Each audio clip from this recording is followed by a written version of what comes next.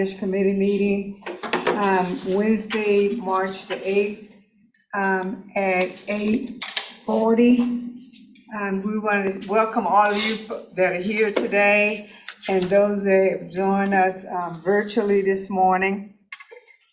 And so we will go to Ms. Firestone for certification of a quorum.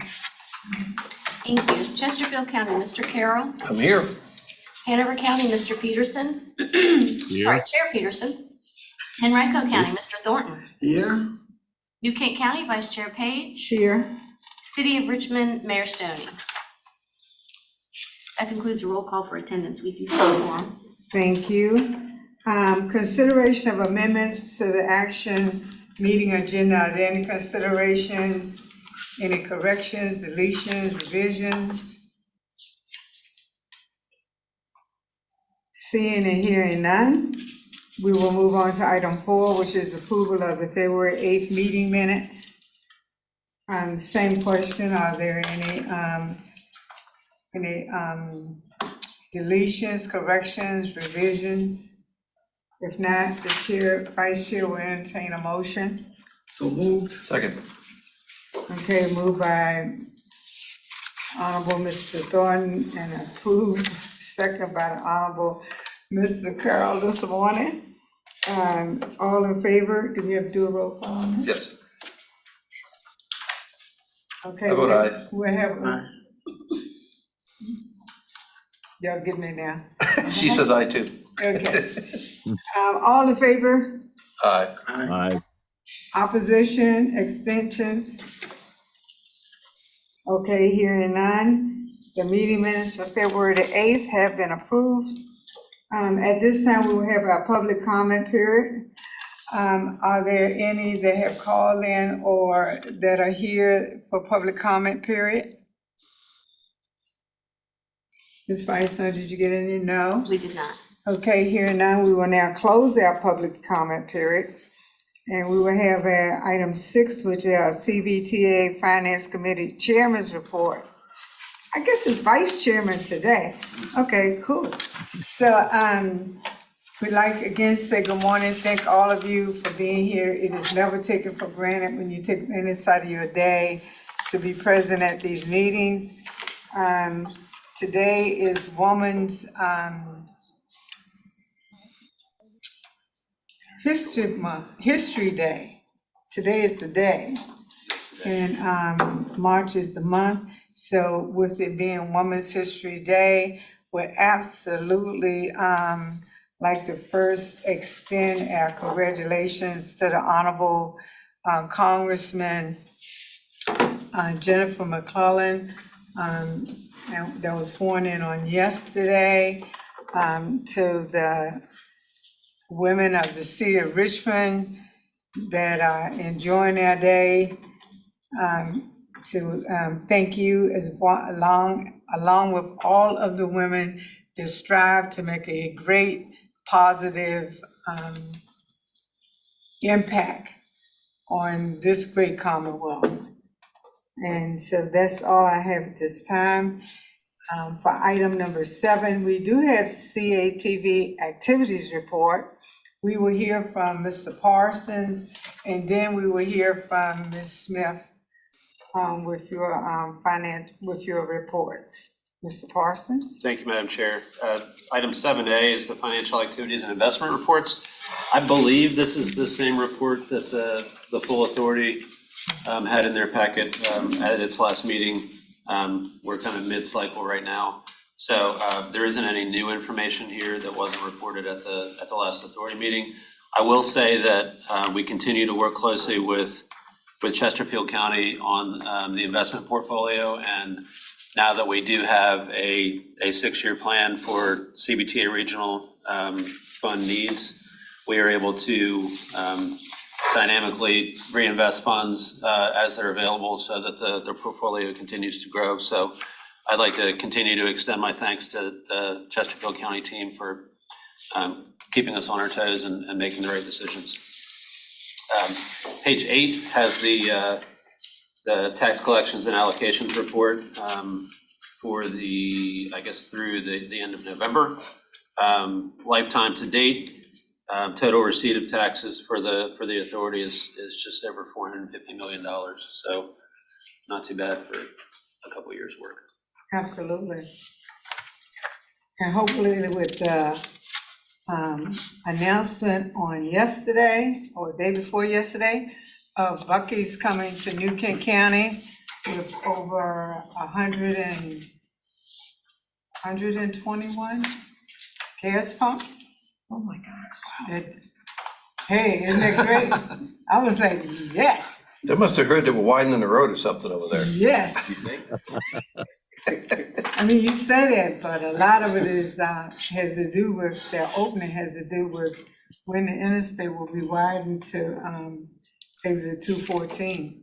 So, I can always, all I can ever say is thank all of you for your help in getting this done. And so, yeah, that'll make a huge difference. Absolutely, out of state dollars too, wow. Okay. And that's all you have? That's all I have. Yes. Okay, and so this morning, we will have the pleasure of hearing the TAC activities report from Ms. Smith. Good morning, everyone. Good morning. I'll be giving you an update on CVTA TAG. Since the last full authority meeting, we had a Fall Line Trail Working Group meeting. And at that meeting, we received updates from VDOT and Henrico on the status of some Fall Line Trail projects. For VDOT's design build, the northern section, which includes the crossing of the Chickahominy River, they're on track for construction starting in the middle of this year. For the southern section, environmental studies have revealed Native American artifacts in the alignment that they worked through with VSU. So VDOT's currently trying to develop a new alignment to avoid that area. And if everything goes well, they'll be able to advertise the design build contract late this year, but that's subject to change depending on the alignment issue. Henrico is holding a public hearing for 5 segments in the lower half of the trail in their county on May 16th at Lewis Ginter. And they also have a first phase of the trail, the Park Street phase near Bryan Park, which is anticipated to be under construction this April. Wolpert Consulting gave us a presentation on their services related to grant services and trail engineering.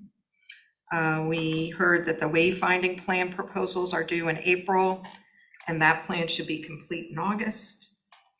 And we also received an update on the status of the CVTA locality standard project agreement. And that's for use initially with the Fall Line Trail projects, but then ultimately for other CVTA regionally funded projects as well.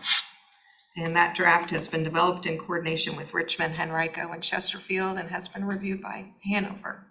And that's on your agenda today. That's all I have. Do you have any questions? Have any questions of Ms. Smith, any comments? Thank you so very much. Thank you. Absolutely. Thank you. Under other business, item 8, we have the CVTA locality SPA, Mr. Peterson. Mr. Parsons, Mr. Gregory, maybe that's what to. Mr. Gregory. Yes, ma'am.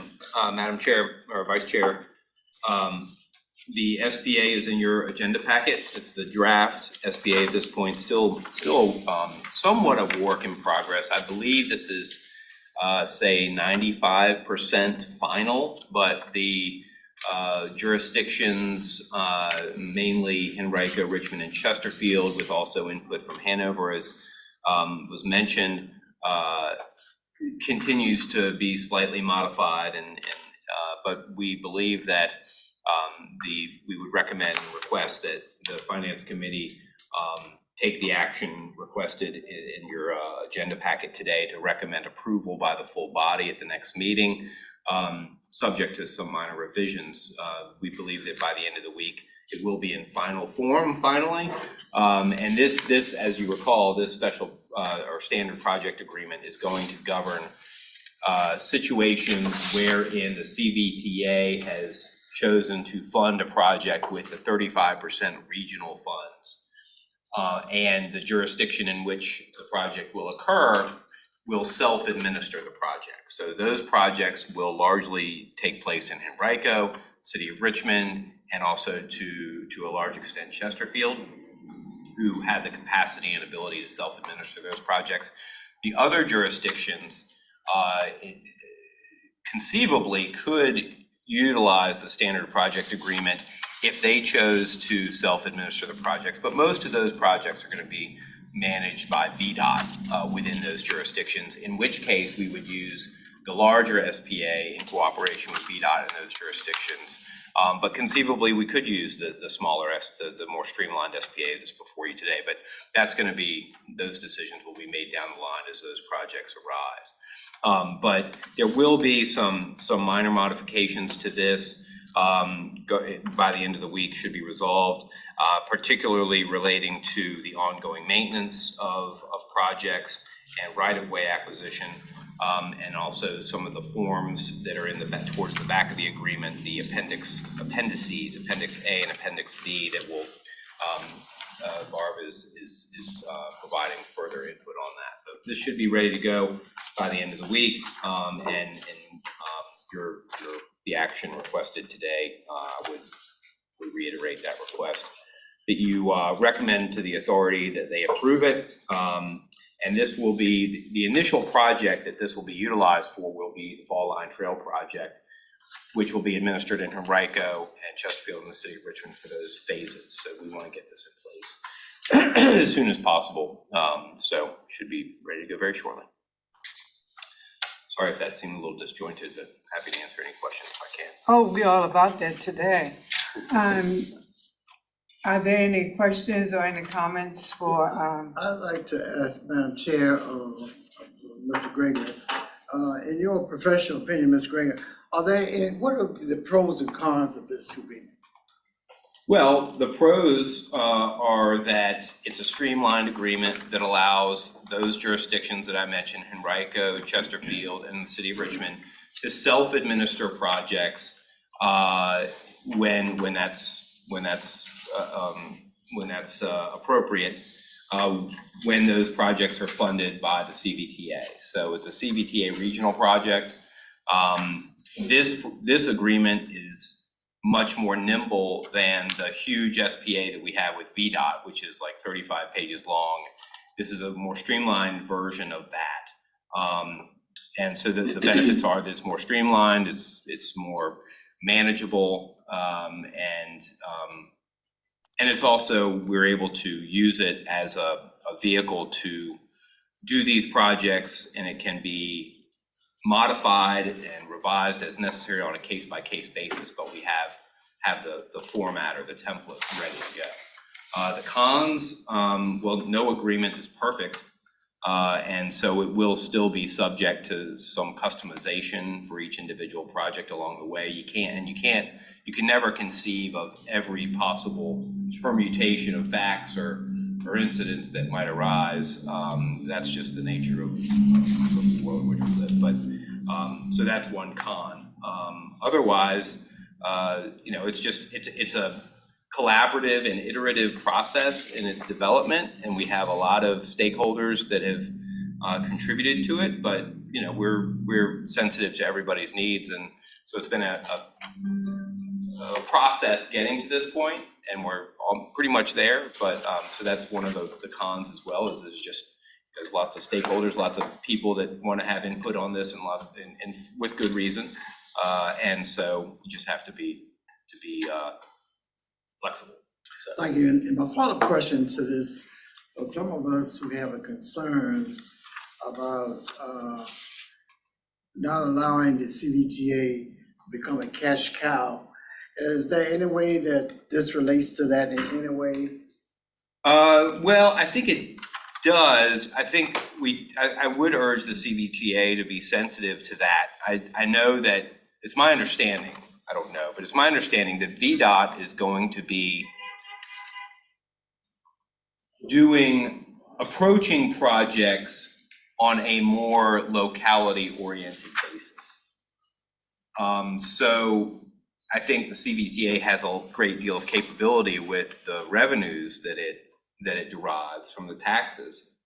But you're absolutely right. We don't want, just to be milked for the sake of VDOT's projects.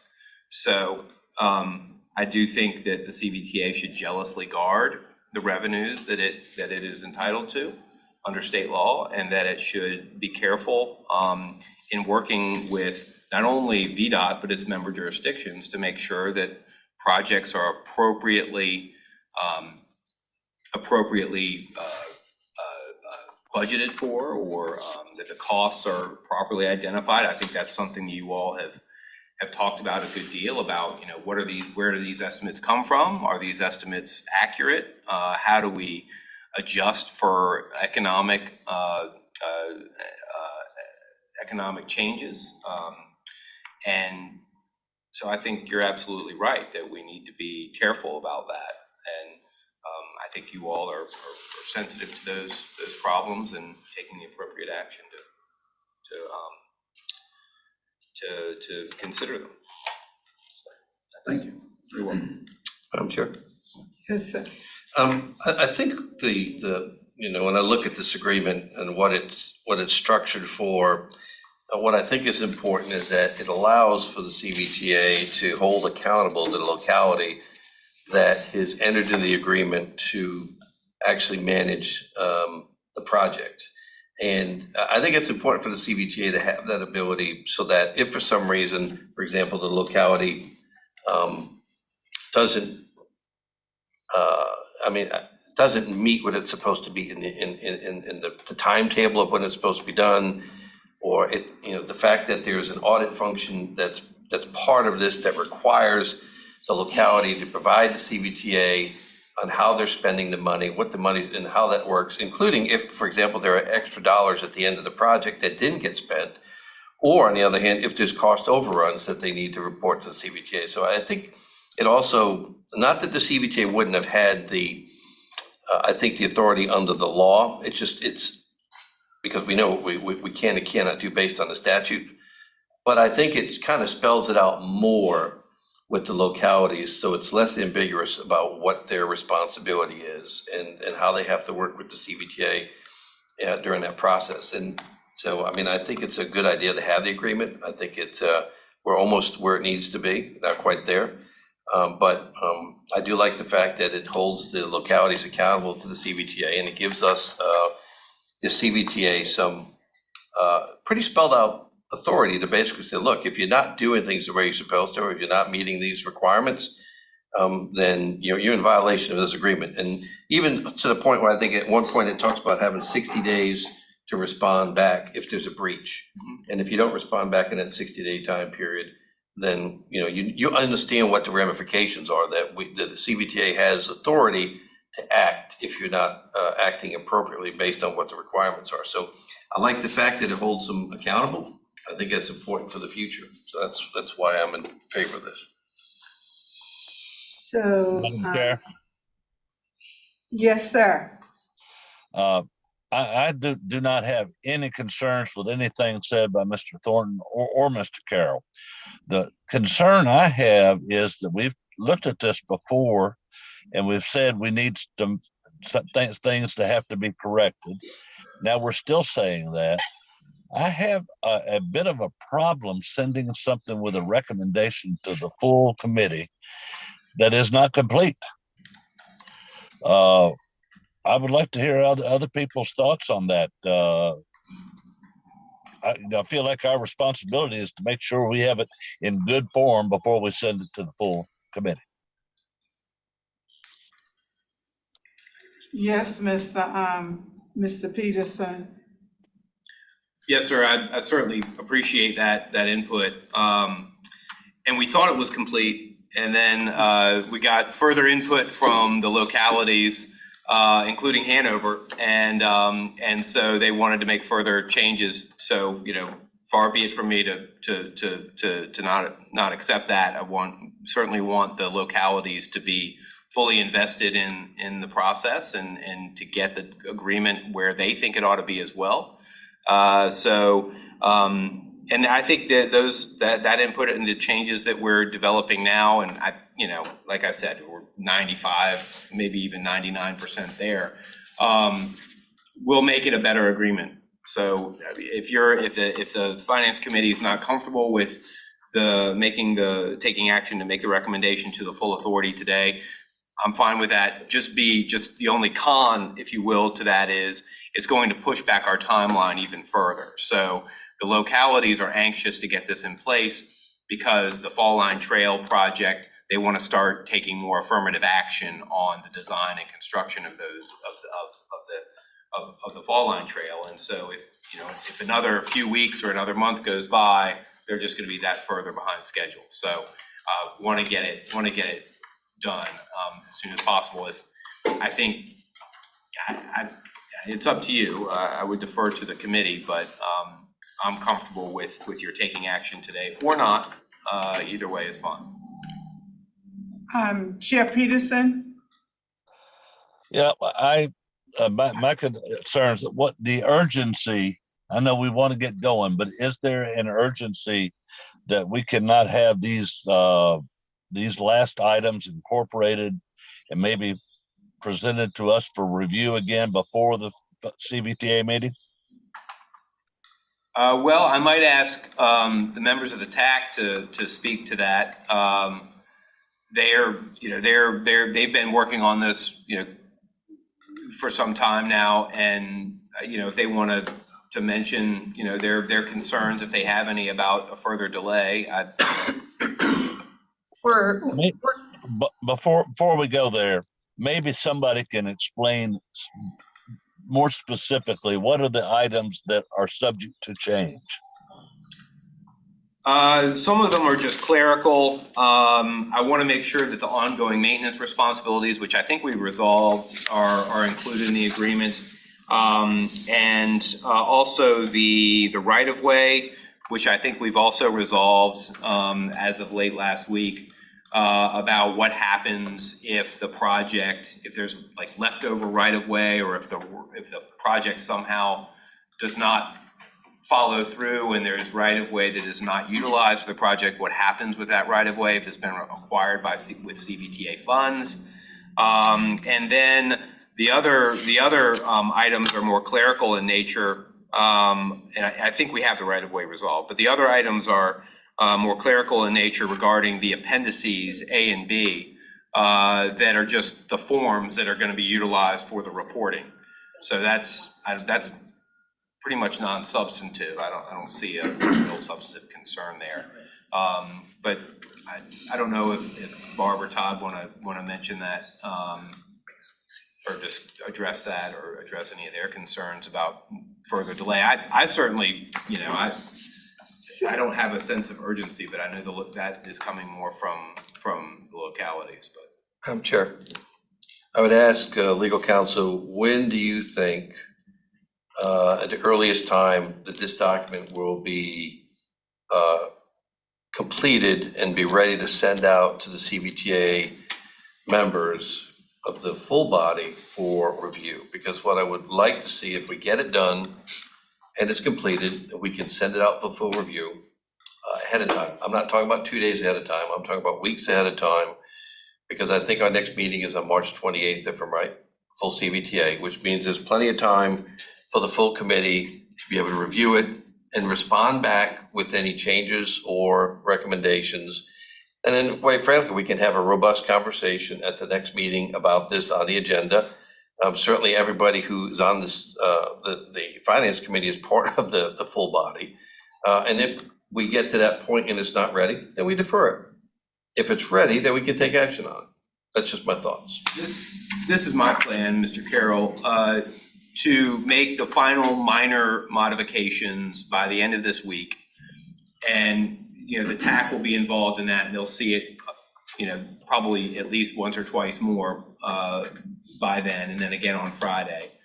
And then once that's done, I don't see any reason why we couldn't send it out Friday or maybe Monday to the full body, to the respective legal counsel, which got it last Friday as well.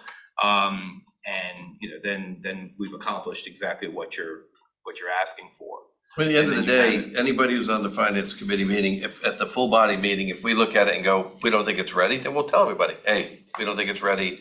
We need to hold off on this until a next meeting, or we could say, we think it's where it needs to be. And again, nothing prohibits us from coming back and making modifications in the future if there's a problem with the document. Right, I think once Friday comes and goes and we have the draft that we're trying to get to, my view would be any further modifications to that SPA are going to be on a project by project basis, because we know that every time you have a project, there's going to be minor changes to address the specifics of that project. So I would say, look, let's wrap a bow around this and say we're done.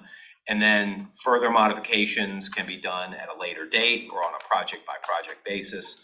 And if we need a wholesale revision, we'll undertake that going forward, but Let me right ask now, you this question. If there is a revision that needs to happen for an individual project, is that going to come back before the CVTA for review? Well, every agreement would, absolutely. Again, I think we got it covered. I think we got it covered, right? There is a review process. Agreed. Yes, Mr. Parson. I'm sorry, I know you want to say You something. saw me leaning up like 42 times. Okay, I'm good. Yeah, Mr. Carroll, every time a project is ready to move forward, the agreement will come back to the full body with Appendix A and B complete and with particular project details, so. I was aware of that, but I wanted to have it on record. Yes. Right. I wanted to have it on record. And very soon, in the near future, the SPA for the Fall Line Trail with Henrico, Richmond, and Chesterfield, once we get this done as of Friday, the TAC members will take it, or once they, we get some comfort level with it, it's approved, they'll be taking it back to their localities, filling in all the blanks, and then very shortly thereafter, hopefully in April, we'll have a SPA for the Fall Line Trail for the full body's actual approval. So, and then you'll see it again, and then after that, you'll see it again and again and again and again as each project rolls out. Madam Chair, Yes, sir. I'm comfortable with what Mr. Carroll has said here.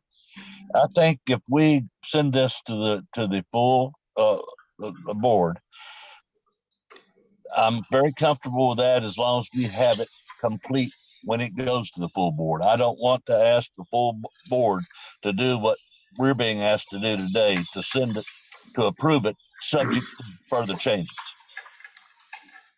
I understand, Mr. Chair, and so my comment that I don't even know where it is now, but is that if they're meeting on Friday, then surely the chair would receive a copy of the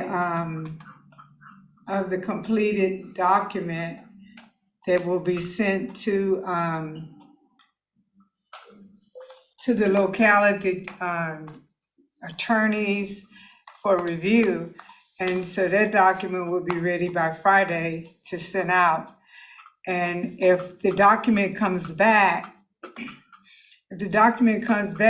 to include you, sir, and there are numerous questions, we have the opportunity either to defer, as Supervisor Carroll stated, or we have the opportunity to pull it from the agenda for the next meeting. Correct? I concur. Okay.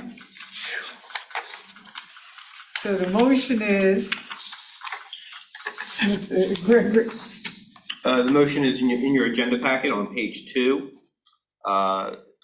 If someone wants to make that motion.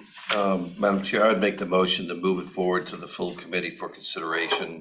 We don't necessarily have to have a recommendation for approval as part of that consideration. We just need to have a motion to move it forward for consideration by the full body at the next meeting. That's my motion. I'll second that. okay, it's been moved and second, that we move it forward to the next body.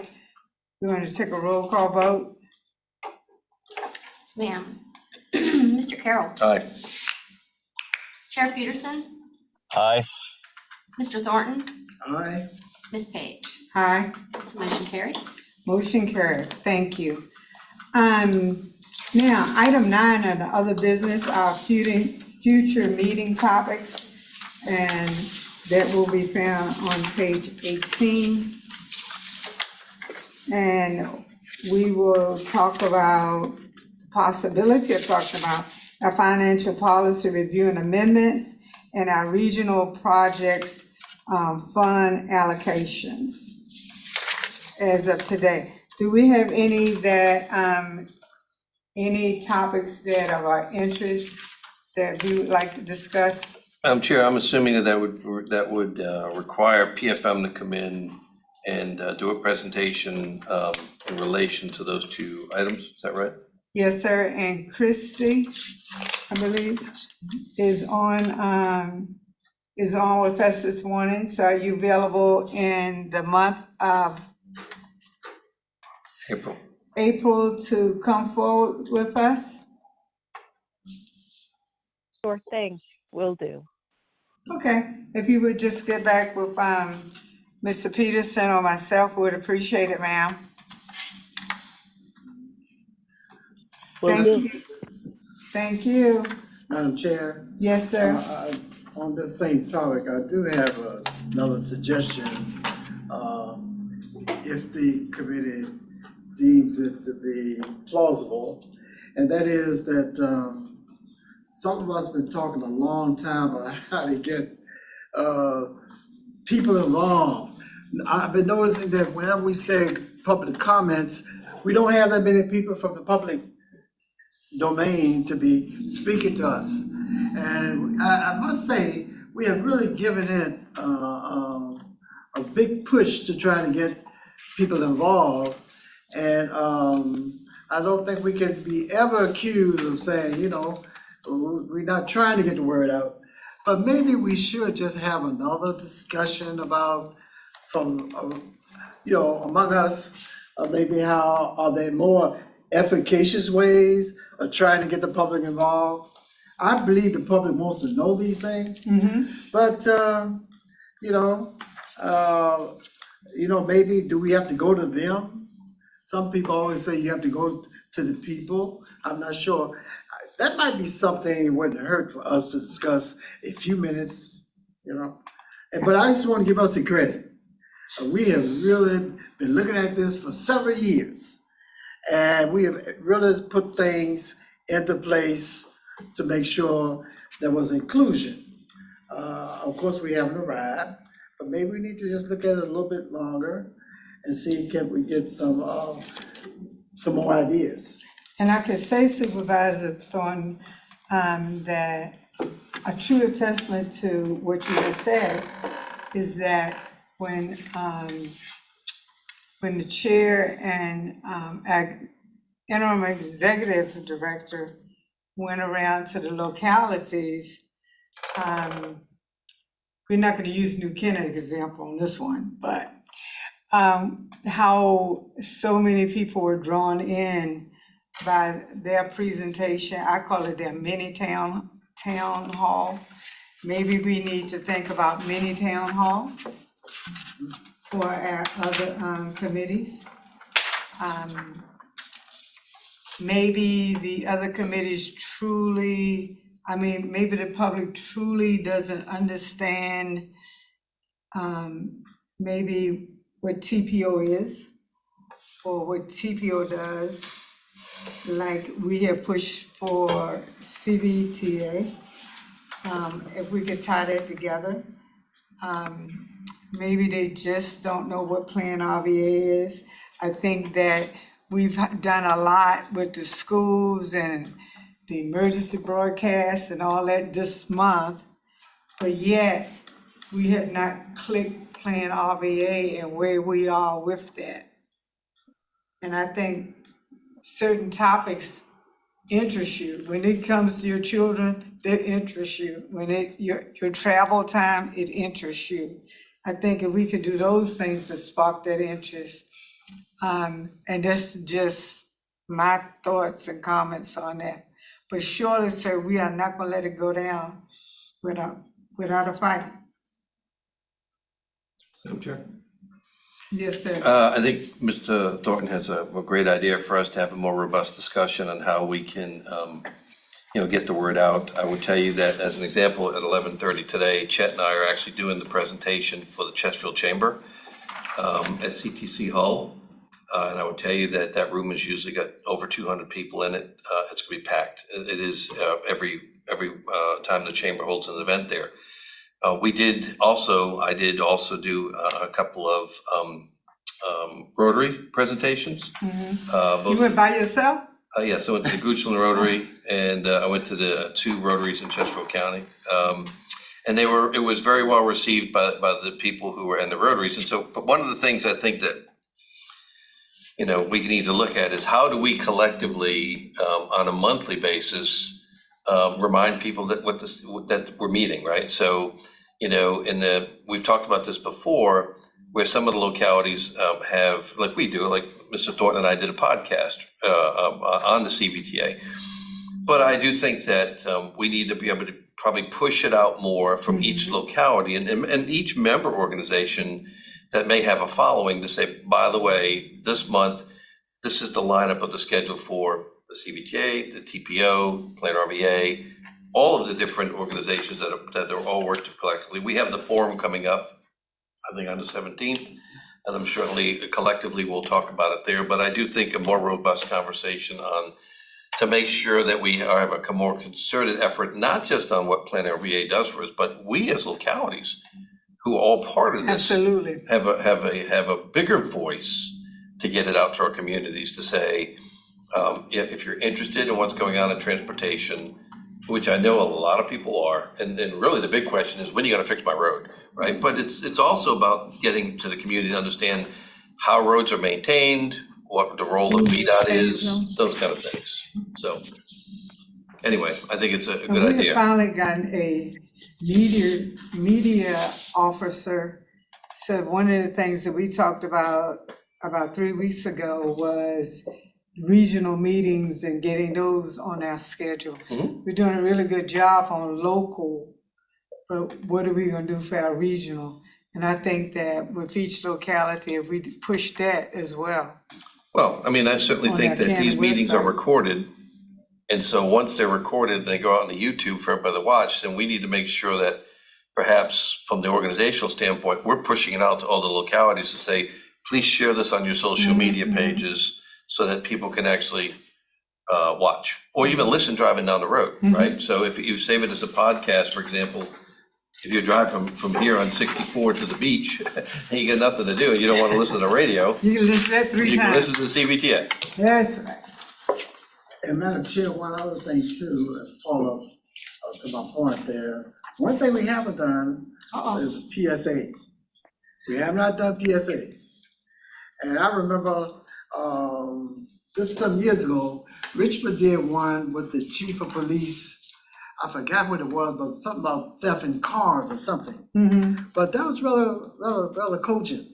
So that's one of the tools we have not used. 30 seconds on television, something like that, So we need to also think about investing, if it costs a little bit to get the word out, even more, but we've never done that.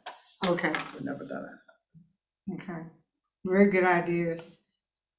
We have Just a the thought. transportation forum on March 17th, I believe. And so we have all of the powers of being there. I think that would be a good time for a really robust discussion. Well, we brought that up, and I think what we're doing, part of Henrico is, one of the libraries is gonna be, trying to be connected with the Zoom so that they can take that up, although people can't come to that forum, they can see it on television. Absolutely. So we are moving in the right direction, I think. Absolutely, sir. And as always, we thank you for your forward thinking. Okay. And so now as we move along to item 10, which is our Finance Committee member comments. Do we have any comments from our Finance Committee? Madam Chair, Who is this? That's Canova. I just want to thank all of you for working with me today to allow me to participate remotely. And I want to thank you specifically, Madam Chair, for taking charge of this meeting and running it very, very well. Thank you, sir. I thank you for allowing me to do it on National Women's Day. What more appropriate day could you do it? What can I tell you, sir? I am so grateful and honored for the privilege. And of course, as always, prayers and thoughts go out to you and your family, sir. And we try to do you proud. So on that note, our next meeting will be April 12th, and it will be here in our boardroom. And if there are no more discussions or comments, this meeting stands in adjournment. Well done. Thank you.